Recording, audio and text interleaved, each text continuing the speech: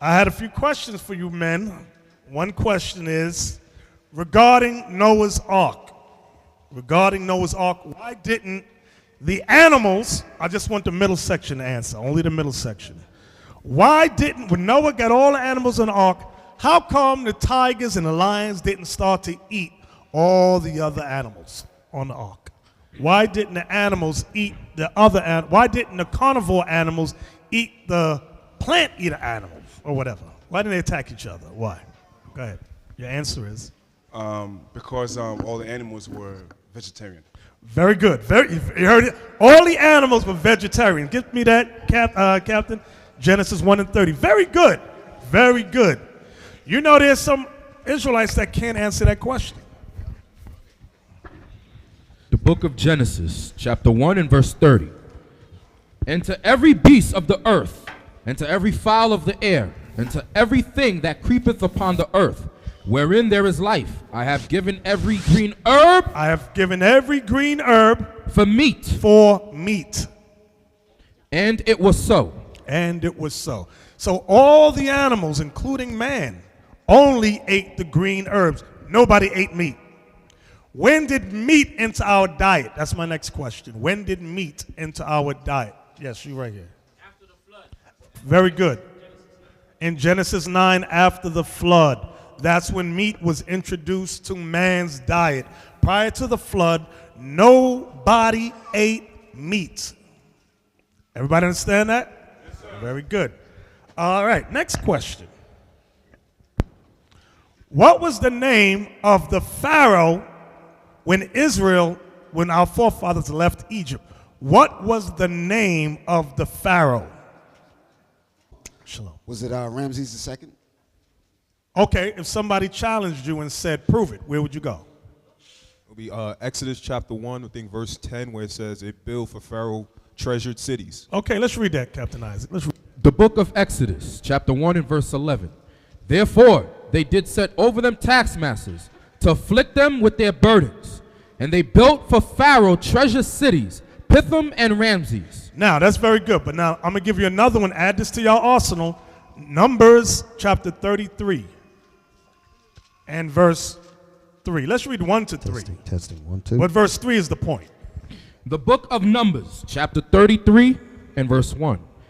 These are the journeys of the children of Israel, which went forth out of the land of Egypt, with their armies under the hand of Moses and Aaron. And Moses wrote their goings out according to their journeys by the commandment of the Lord. And these are their journeys according to their going out. And they departed from Ramesses in the first month. They departed from who? Ramses. Go ahead. In the first month, on the 15th day of the first month, on the morrow after the Passover, the children of Israel went out with an high hand in the sight of all the Egyptians. So don't let nobody tell you that the Pharaoh was Queen Hatshepsut, Akhenaten. No, it was Ramses. We departed from Ramses. That was the Pharaoh during the beginning of the 19th dynasty. Now, my next question.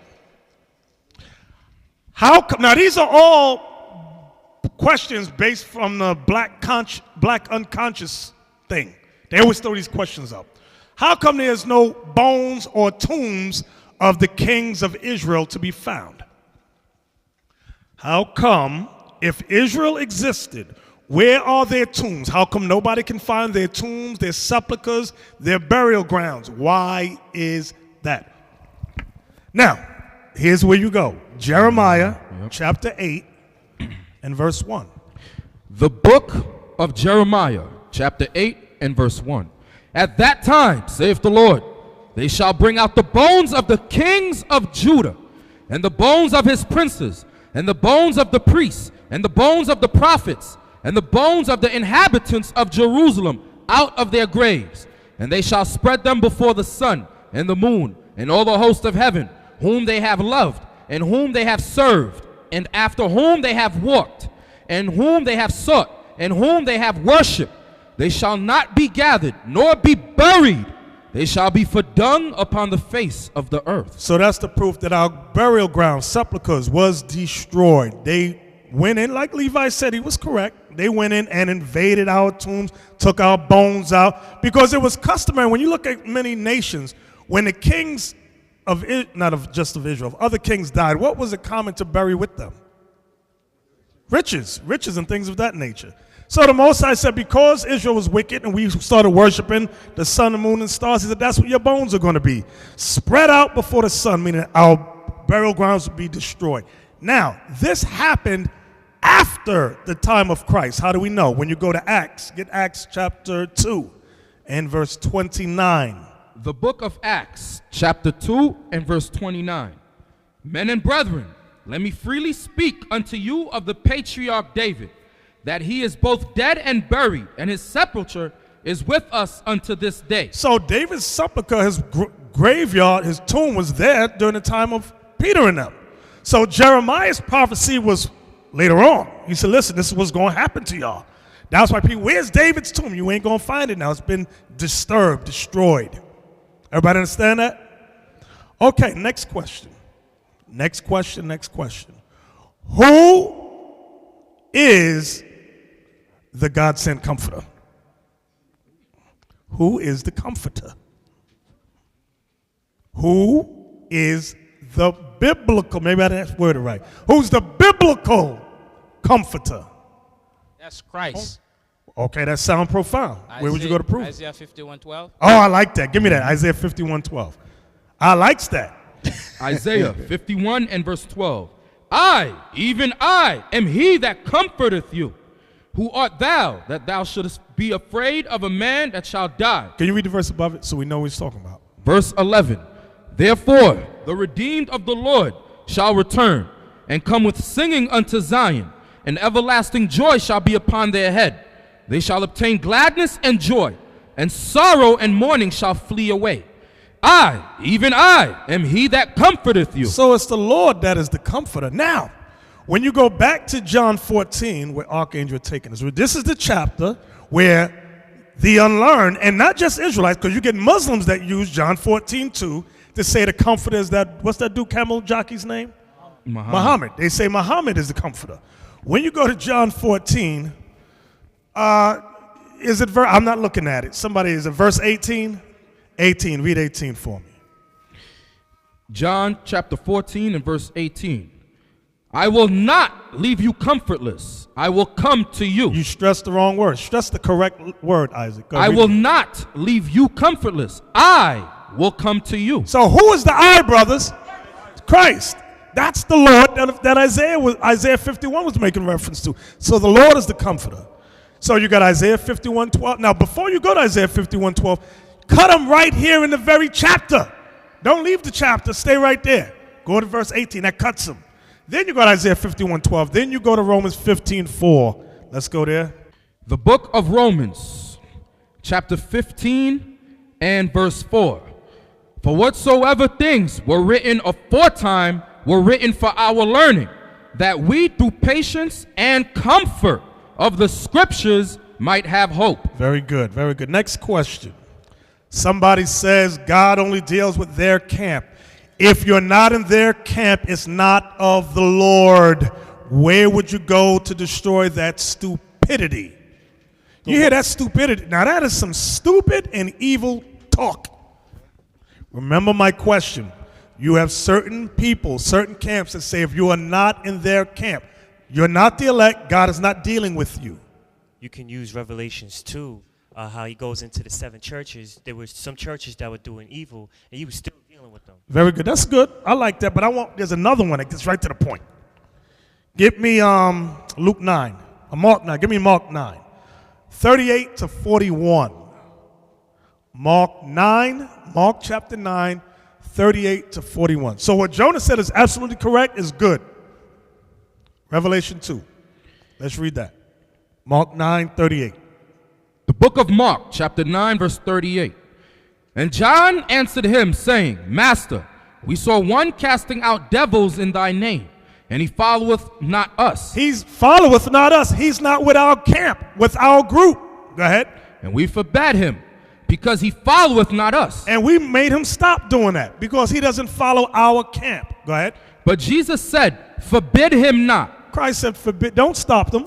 Go ahead. For there is no man which shall do a miracle in my name that can lightly speak evil of me. Go ahead. For he that is not against us is on our part. Christ let them know, whoever's not against us is for us. Y'all understand that? Was that down to 41? Go ahead, go ahead. For whosoever shall give you a cup of water to drink in my name, because ye belong to Christ, verily I say unto you, he shall not lose his reward. Letting you know people going to get their reward. Just because you're not in a particular camp does not mean the Lord is not dealing with that camp. Did I say that right? Okay. I hear some stupidity out there. Some of you brothers might be falling for it. If it's not in this camp, it's not of the Lord. That's an egotistic maniac. Somebody that wants to frighten you to join them. Go ahead, speak. That is exactly what it is, an egotistical maniac, a paranoid, schizophrenic type of person, afraid that he's going to lose members, and he try to use fear tactics and all types of foolishness to get brothers to join him. That's crazy. Exactly. Next question, next and last question. There are many documentaries out there that says the Ark of the Covenant is in Ethiopia. Ethiopians are saying, yes, we have the Ark of the Covenant, but it's secret. We cannot allow you to see it. Is that right or wrong? 2 Maccabees 2, 4, and 7. Let's get that. 2 Maccabees 2, verse 4 and 5. 2 Maccabees, chapter 2 and verse 4. It was also contained in the same writing that the prophet, being warned of God, commanded the tabernacle and the ark to go with him as he went forth into the mountain, when Moses climbed up and saw the heritage of God. And when Jeremy came thither, Jeremy is Jeremiah. Go ahead. he found an hollow cave, wherein he laid the tabernacle and the ark and the altar of incense, and so stopped the door. And some of those that followed him came to mark the way, but they could not find it. Which when Jeremy perceived, he blamed them, saying, As for that place, it shall be unknown until the time that God gather his people again together. Y'all hear that? It shall be unknown until God gather his people together again, meaning until the 12 tribes of Israel come back. When we come back, that ark going to be right there with us, and we going to war. Just like when you read with Joshua and Moses, when the priests carried the ark in front, man, they tore up some stuff. Y'all got to read that history. Them nations ain't going to be able to stand against us. You watch.